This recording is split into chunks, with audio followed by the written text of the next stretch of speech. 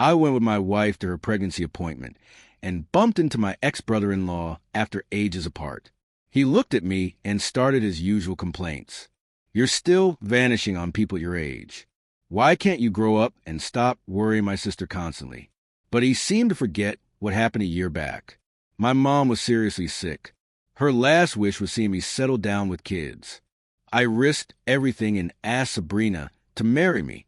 But on our wedding day, I sat there from sunrise to sunset and got only a 30-second voice note. "I'm not showing up, and I'm not marrying you. This is what you get for hurting Mickey." My mom got so angry at Sabrina's careless actions that her heart gave out and she died. After burying my mother, I wiped out every sign of myself. When I left City C with barely anything, Sabrina was still overseas skiing with Mickey, having fun. And now he has the nerve to say, "My sister spent weeks every month searching everywhere for you. She dropped almost 20 pounds from her small frame in 1 year. She never stopped waiting for you. Kevin, you're back now, so treat my sister right." I looked down with a slight smile, lifting my hand to show my wedding band. Sorry, I prefer keeping things quiet. I got married already without any big event, so I didn't tell you. Chapter 1. Kevin, do you realize my sister nearly lost her mind hunting for you this whole year? You almost caused someone's death back then. My sister missed a wedding to fix your problem. Then you just left. 8 years together tossed aside like trash. He stood in my path. I just returned from the parking area checking my phone to answer my wife's text. Sean Jean, wearing his white medical coat, positioned himself before me. After briefly looking surprised, he began questioning me. A year later, yet the Jean family's deep-seated pride in his character hadn't changed at all. Back then, Sabrina was cheating on me, yet in his version, everything became my responsibility. Honestly, hearing Sabrina's name again didn't affect me much. It was like touching a hot mug. 2 seconds of hurt, then nothing remaining at all. I stared blankly at the endlessly talking Sean and spoke calmly. "Sabrina and I ended things a year back. What you're discussing doesn't concern me." Sean paused slightly, his expression showing disbelief, blurting out, "Everyone in our crowd knows you're my sister's loyal follower. You never did anything besides follow her around worried that another guy might approach her. How could you possibly move on?" With those eyes resembling Sabrina's by about 60%, he gazed down at me with contempt, like staring at a homeless dog with nowhere to go. That expression. Throughout the past 8 years, I suffered through it every single day. Sabrina came from a respected medical family, while I was just a kid from a poor single-parent home in the rough area. When I chose to pursue Sabrina, everyone laughed at me for reaching too high. Later, when Sabrina finally agreed to date me, they switched their story, calling me nothing but a desperate guy betting on when Sabrina would leave me. Some guessed a week, some guessed a month, some guessed 3 months. But nobody predicted that I'd actually stay with Sabrina for 8 complete years. Chapter 2. At the start of our 8th year, together Sabrina's work became strangely demanding. Yet in the handful of texts we shared daily, another guy's name kept showing up. I asked Sabrina if she'd eaten, and she mentioned her junior colleague had delivered her food. It was really spicy. I asked if she wanted to see a movie, and she responded that everyone was celebrating her junior colleague's research paper getting accepted. Later, when I fell ill, I asked if she could spare any time to come back home. She mentioned her junior colleague had ruined an experiment and was getting criticized, so she needed to stay behind to sort things out. From those words, I detected a strange feeling. Soon enough, my gut feeling was proven right. On our regular monthly outing, I secured tickets to Sabrina's preferred concert. But during that rare time together, Sabrina kept looking down to respond to texts. I felt bothered, but then considered how exhausted she'd been working, so I told myself not to worry. I asked quietly, "Who keeps messaging you even on your time off?" Sabrina responded casually, "Mickey copied my experiment and ruined the results. He's questioning me about it." Mickey, that junior colleague of Sabrina's. I didn't even understand what I was experiencing at that moment, only that it felt like such a waste. Tickets I had struggled so hard to obtain, and neither of us actually enjoyed the concert. On the drive back, Sabrina again grabbed her phone to message. I couldn't take it anymore and placed my hand over her phone. Sabrina looked at me with a frown. I stared directly at her and in a light-hearted tone said, You already skipped 2 of our monthly dates. I finally got to see you, but you're still stuck on your phone. You keep talking about your junior colleague. I'm getting envious. When I said that I expected Sabrina would brush it off and maybe stop mentioning him so frequently. But I never imagined those words would make her angry. Her expression instantly turned icy. Kevin, when did you become so obsessed with relationships? I'm just helping him develop faster, that's all. After that evening, Sabrina started ignoring me. She stopped answering my texts completely. On the 3rd day of silence, I got a text from her. No hunger. Make me something mild and deliver it to the lab. To me, this seemed like a peace offering. So I left work early and went directly to the market to purchase ingredients. The instant the meal was finished, I rushed to bring it to the lab. But when I pushed open the door, I witnessed Sabrina crouching before a guy softly rubbing his leg. That cold, distant voice I had admired so many times was now incredibly soft. How is it? Feeling better. Much better, Senior. The scene made my head feel like it was bursting. Countless thoughts rushed up, suffocating me with hurt. The guy suddenly glanced up, quickly moving away from Sabrina, looking embarrassed. Senior, stop, someone's here. Only then did Sabrina spot me standing at the entrance. She stood up looking annoyed. Kevin, this is the lab. Why didn't you knock? Without expression, I gave a bitter laugh. If I had knocked, I wouldn't have witnessed what just occurred.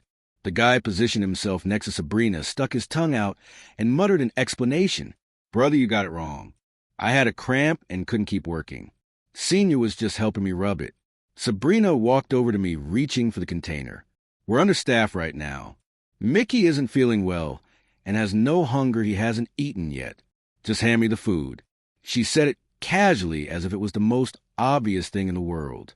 But all I could do was laugh at myself, understanding I was nothing but a joke. The sharp pain in my chest made me say out loud, his leg hurts, so you kneel down to rub it. He has no hunger, so you end the silent treatment by asking me to cook for him. Sabrina, since when have you been so thoughtful towards someone else? I thought I was yelling with all my strength, but my voice came out rough, barely hearable. Sabrina, on the other hand, didn't believe she was wrong at all. She responded coolly, Mickey is an essential member of our team. If he's in good shape, our research can progress faster. Can you stop applying your complicated ideas about men and women onto us? I stared at her deeply, then turned to exit with the container in hand. That meal, I'd rather give it to a dog.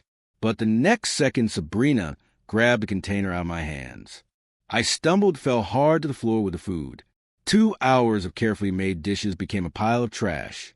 Sabrina's expression darkened as she scolded coldly. Making a scene like this in the middle of the day, are you happy now? I knelt quietly on the floor. Broken pieces cut into my palms, blood flowing across my hands.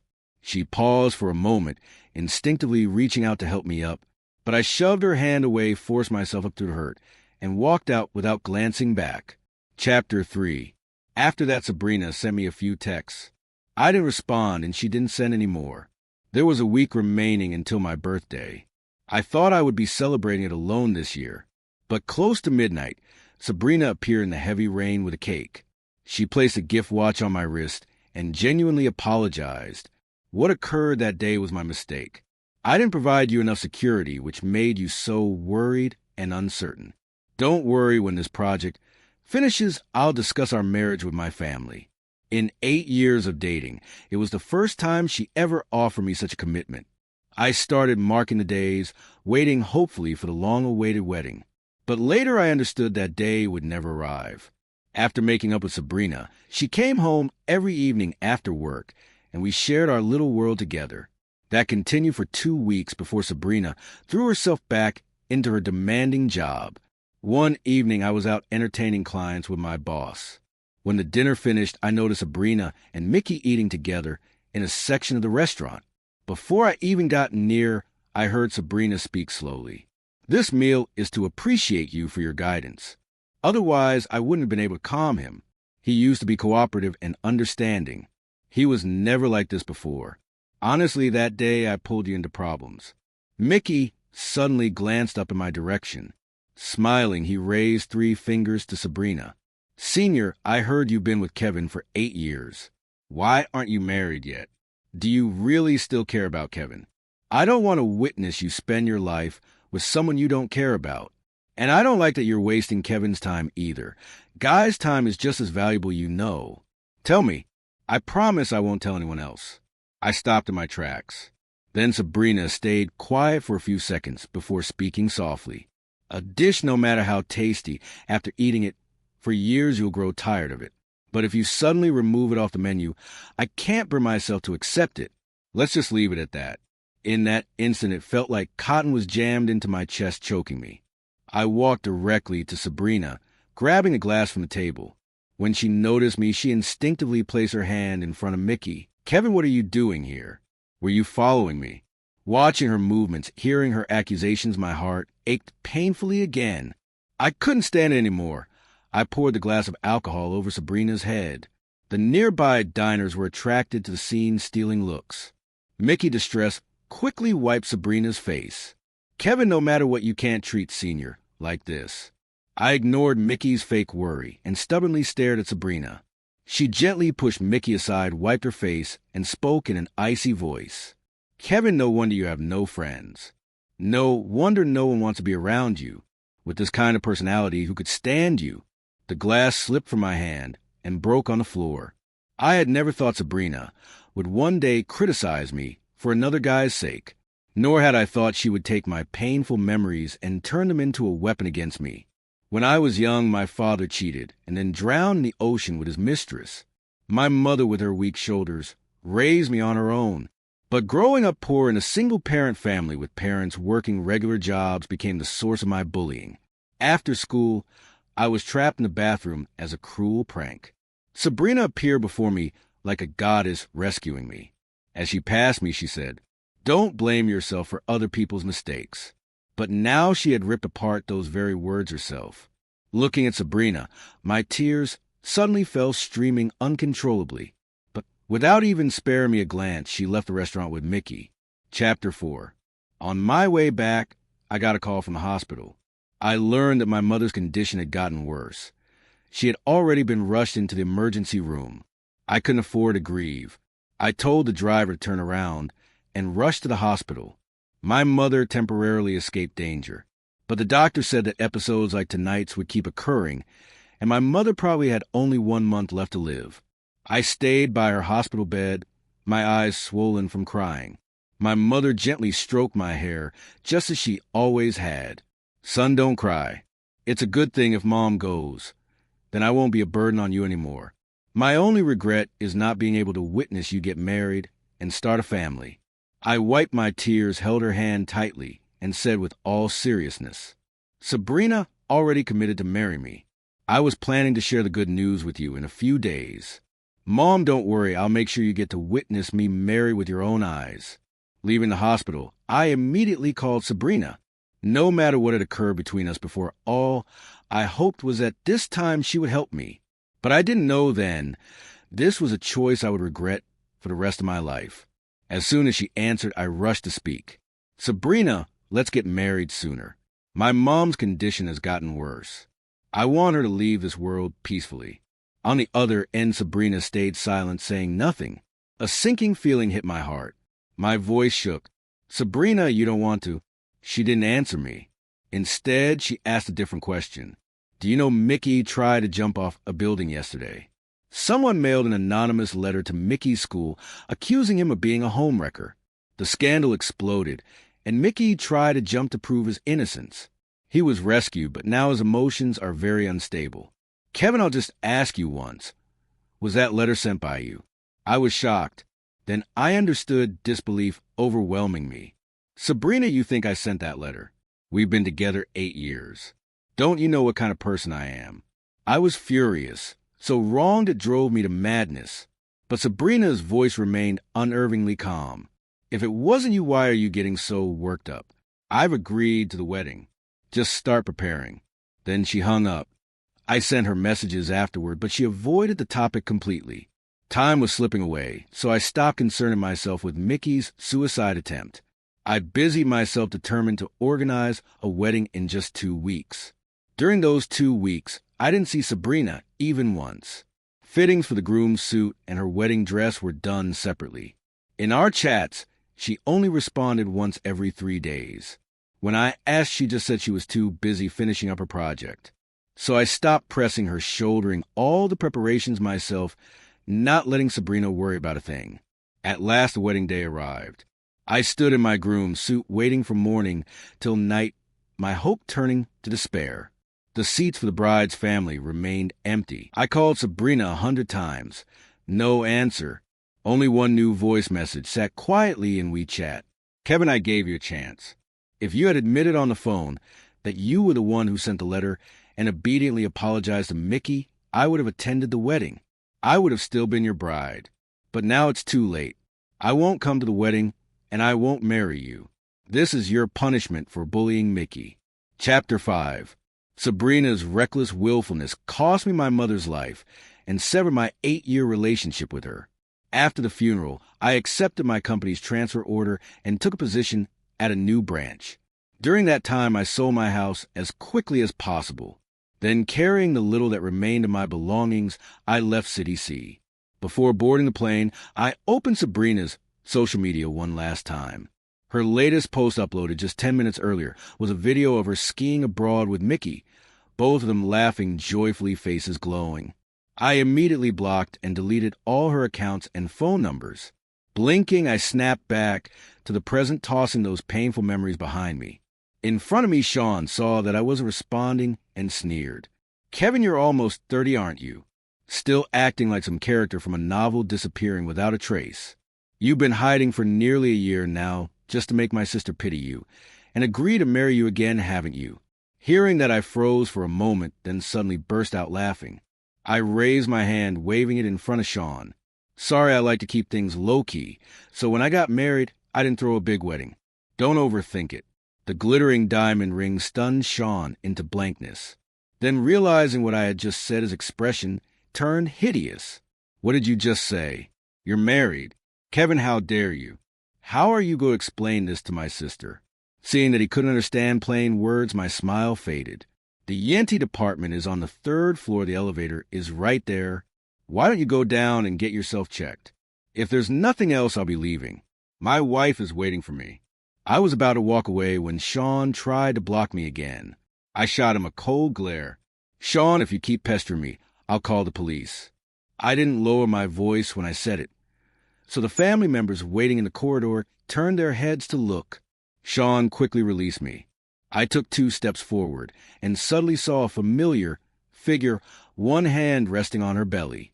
Smiling, I waved and called out wife before hurrying over, carefully supporting Alice. How are you? What did the doctor say? The doctor said everything's normal, told me to rest and wait for delivery. What about you? How's the car? What did the traffic police say? When we came to the hospital today, the parking lot was full, so I had left the car outside. Later, I got a call from the traffic police. Someone had crashed into my car. It was a kid, just a scratch on the paint. But the kid's parents insisted it was my fault for parking outside. Then the police checked the surveillance and found it was clearly their son. Alice sighed and stroked her belly gently. Sweet daughter, don't you ever become like that bratty kid, okay? I laughed, squeezing her hand gently. And how do you know it's a girl? Alice gave a tender smile. Because I like girls. After leaving City C in order to forget my painful past, I threw myself completely into building up the new company. But I worked so hard that one day I collapsed on the street. It was Alice passing by on a field survey who saved me. She took me to the hospital and spent 3 days caring for me. By the time I thought of properly thanking her, she was already gone, leaving me only her name. Later, when the company stabilized and I received a promotion, my boss granted me a 10-day vacation to reward my hard work. I chose to travel to my mother's hometown, and there I ran into Alice once again. From then on, we naturally became a couple and eventually got married. It all happened quickly, yes. But in this relationship, all I have felt is genuine happiness. Sean's stunned gaze lingered on me for a long time, but I didn't care. I had no desire to ever be entangled with their family again. Chapter 6. After that day, I never saw Sean again, and gradually the memory of that conversation faded. My life now was happy and full, a beautiful, gentle wife and a baby on the way. If Mom could see my life, now she would be glad for me. But I never expected Sabrina to come looking for me. My wife was 35 weeks pregnant in her third trimester, and I often walked with her in the neighborhood plaza. This was an upscale complex, plenty of rich kids and celebrities had homes here. The security was usually very responsible. They'd even bring deliveries in. So when I suddenly ran into Sabrina, I was startled and frowned at her. "How did you get in here?" I asked. Sabrina looked straight at me. Her gaze slowly dropped to my wife's belly. Her deep eyes reddened in an instant. I even saw a trace of tears. Actually, ever since seeing Sean, I'd had a vague premonition that Sabrina and I would meet again. I just didn't expect it to be so soon, nor did I expect to feel utterly calm facing her. I knew then that I had truly let Sabrina go. "Kevin, what did you treat me? Our relationship," as she demanded. "You marry another woman so quickly and already have a child. Did you ever ask me? Have you considered my feelings?" Her questions came one after another. Her voice was hoarse, as if she'd eaten a sack of chili. To be honest, I felt no anger listening to her, only amusement. It had only been a year. Could Sabrina selectively forget who was right and who was wrong? As if I were the one who had wronged her. I put my wife slightly in front of me and looked at Sabrina with a half smile. Yes, the one who promised to marry you and then didn't show up at the wedding was obviously some alternate version of you. Our pure, innocent Miss Jean is blameless. How ridiculous. Sabrina, who do you think you are to me? I got married and had a child. Do I need to file an application with you first? I glanced at my watch. There were 5 minutes left before the exercise ended. I told my wife to go home first. I couldn't continue in such an unlucky mood. As we turned to leave, Sabrina blocked our way. She and Sean truly were siblings. Even their hobby of stopping people was the same. Seeing Sabrina step closer, I reflexively covered my wife's belly and snapped. "Stop. Don't come any closer." Sabrina realized her loss of composure and halted. As if stung by my protectiveness, she forced a bitter smile and said, "I didn't mean anything. I just wanted to have a proper talk with you. I never intended to break up with you. I just wanted to punish you. That anonymous letter you wrote nearly killed Mickey. He threatened to call the police and accuse you of slander. I couldn't just watch you get arrested.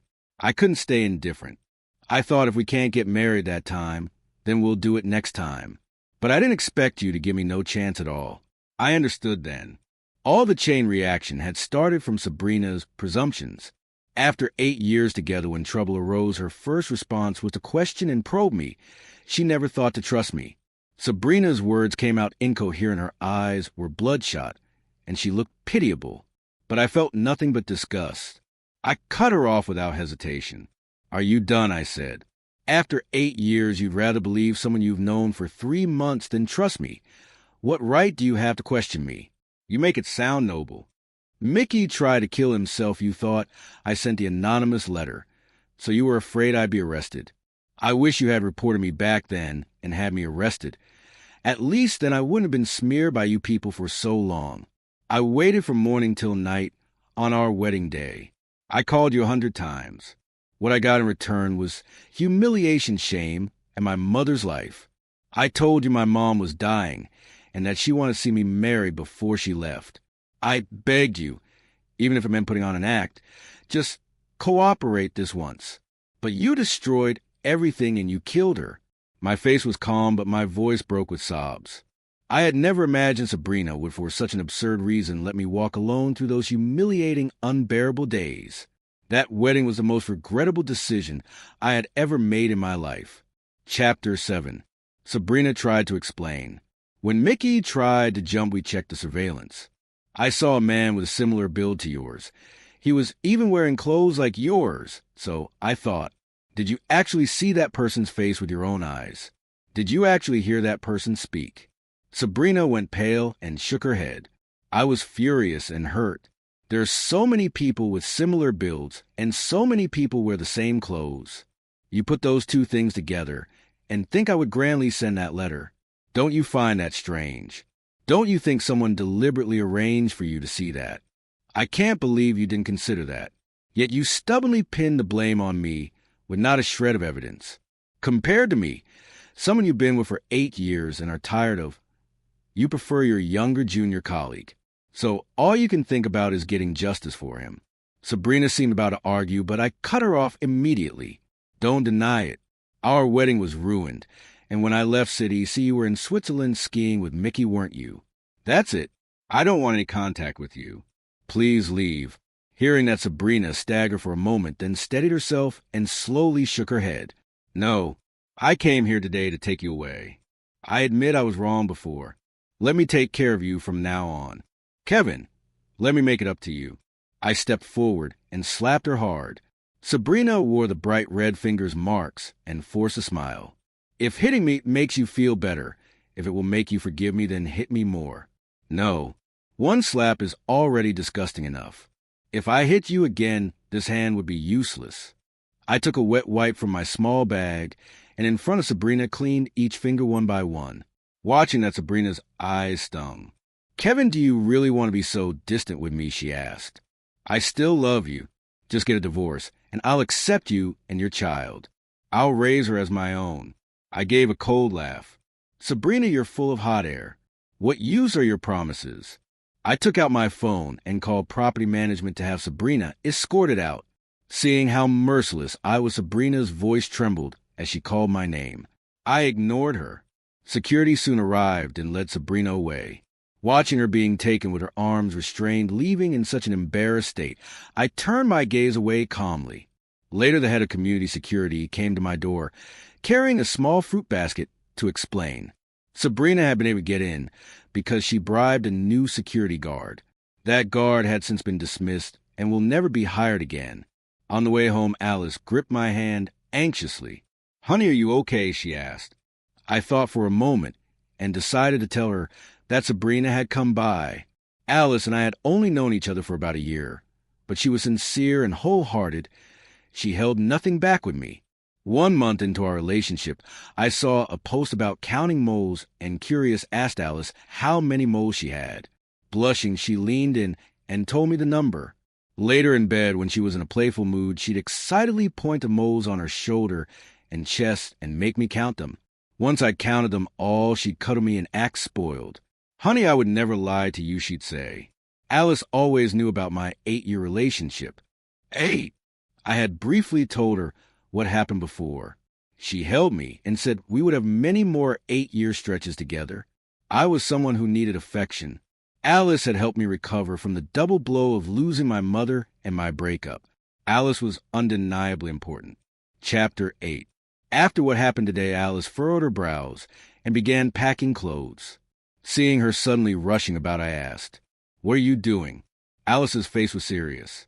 "Honey, I'm afraid that woman will come disturb us again. Let's move to my parents' place. They've been urging us for a while, and besides, there are maids, helpers, and security there. She wouldn't be able to get anywhere near you." Seeing her acting as if we were facing a great enemy, I stepped forward and pinched her cheek. "What are you afraid of? She doesn't dare do anything to me. And so what if she comes? If she comes once, I'll drive her away once." But in the end, I still went with Alice, bringing the maternity bag back to her family home. My father and mother-in-law were delighted at our arrival. Even Alice's eldest brother, always busy and in control of the family business empire, came home for a visit. We lived very comfortably there. Only occasionally did I receive messages from the neighborhood manager on my phone saying someone was looking for me. I knew who it was. I simply told the manager to drive her away. At 38 weeks pregnant, Alice's checkup showed reduced amniotic fluid and the baby might be in danger. A date was set for an early C-section. When the surgery was done, our daughter was born. I watched in bliss as Alice nursed the baby, her parents surrounding her, their faces filled with delight as they gazed at the newborn. Looking at that scene, I felt like I had been reborn. On the 3rd day in the hospital, I went downstairs to pick up medicine. When I returned, I heard a sudden uproar in the ward. Alice and Sabrina were fighting. Nurses stood anxiously nearby. Several patients' family members tried to intervene, but couldn't get in between them. I stared in shock and shouted for them to stop. The moment Alice heard my voice, she froze and released Sabrina. But Sabrina took the chance to slap Alice hard across the face. Alice winced in pain, baring her teeth, then looked at me with aggrieved eyes. I couldn't take it anymore. I strode over Sabrina and slapped her twice. This slap is for my wife. This one is for myself. My wife just gave birth, and you dare come disturb my peace. Sabrina, where are your manners? Without looking at Sabrina's expression, I pulled Alice back into the ward. From Alice, I learned that Sabrina had shown up at the hospital early, that morning lurking in the nursery staring furtively, and even trying to touch our baby. At first, Alice thought the woman was a kidnapper, so she fought back. Only during the scuffle did she realize it wasn't a kidnapper. It was a romantic rival. I couldn't believe Sabrina would be this crazy, this obsessive, that she would actually find us here. Even so, I still had no intention of meeting her. That changed on the day my wife was discharged. I bundled Alice and the baby up tightly and went downstairs. By the front gate, I ran into Sabrina. Drawn, exhausted, her face drained of color. When she saw me, she strode over, voice pleading. "Kevin, I want to talk. Can you give me a few minutes?" I decided it was time to have one serious conversation with Sabrina. If I didn't deal with this, who could stand being disturbed like this again and again? I glanced at Alice. She held the baby and gave a disgruntled little huff. "Go ahead. I'll wait here." A few meters away, Sabrina looked years older than the last time I'd seen her, a few white hairs showing at her temple. I couldn't say I felt anything, but that she deserved it. I looked at her seriously. "Sabrina, I hope this is the last time we talk. I told you, I have my own life now. Stop clinging to the past. I never wronged you. Your stalking and harassment are no different from torturing me." Sabrina's eyes were rimmed with red, her lips pale, as she hurried to speak. "Kevin, is there really no chance for us? A few days ago, I went back to City C, and I kicked Mickey out of the lab. He pretended to be senile and staged things to ruin our relationship. I wouldn't let him. Later, he latched on to another senior colleague. She was already married and wouldn't put up with him. I admit I once wavered in this relationship, but I've realized clearly, I love you. I only love you." Listening to Sabrina confess like that, something she'd never done before, I felt nothing but a weary coldness. What use was it now? I refused her again without hesitation. The rift between us is not something your momentary wavering can fix. When I see you, I see the image of my mother die in my arms.